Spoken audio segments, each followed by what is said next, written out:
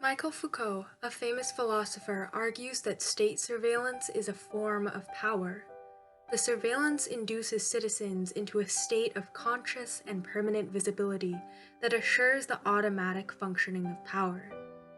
State surveillance has a long history in the United States, and the United States has cooperated or forced cooperation with private companies to build a government-wide surveillance infrastructure. Michelin R. Ishay notes that the United States has utilized the war on terror to create this elaborate system of surveillance, which has then enabled authorities to violate privacy rights. Facial recognition technology is expanding massively in usage. Approximately half of US adults have their biometric data inside a law enforcement facial recognition system in the name of state protection and security. Despite the US having a strong protection of free speech rights, unlike other autocratic countries, surveillance, whether online or through cameras, still causes chilling on activism and free speech, even if that's not the government's intended effect.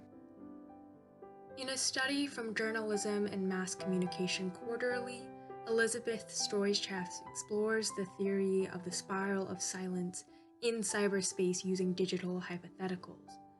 The spiral of silence is a theory first introduced by Elizabeth Noel Newman, a political scientist, in 1974, which states that the expression of an individual's opinion is affected by fear of isolation, leading them to analyze their environments and assess minority opinion.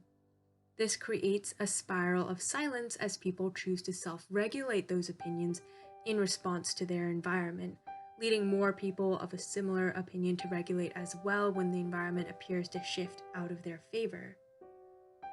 Stoichkov measured an individual's willingness to speak out loud by showing participants a hypothetical Facebook post regarding a US airstrike against ISIS and asking their likeliness to comment, share, like, or create a new post regarding the same topic. She found that when people are exposed to the message, the next section of the survey asks for your honest opinion about some controversial political issues. While we make every attempt to ensure your opinions are kept confidential, it is important to keep in mind that the National Security Agency does monitor the online activities of individual citizens, and these actions are beyond the city's control.